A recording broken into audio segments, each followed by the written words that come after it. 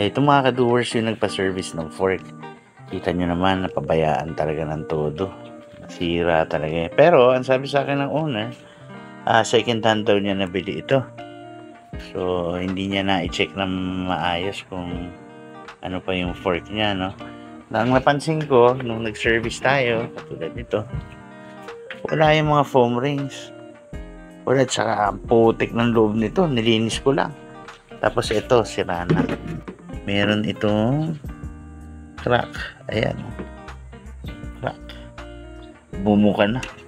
So, sabi ko sa kanya, kailangan bumili ng panibagong cartridge. Kaya na raw niya kasi nga may mga damage na yun. So, bibili na lang siyang bago. Alagaan niyo po yung mga fork niyo. I-maintain niyo po. Dali niyo po sa mga mekaniko para i-maintain yung inyong mga fork kasi medyo may kamahalan po yan. Salamat!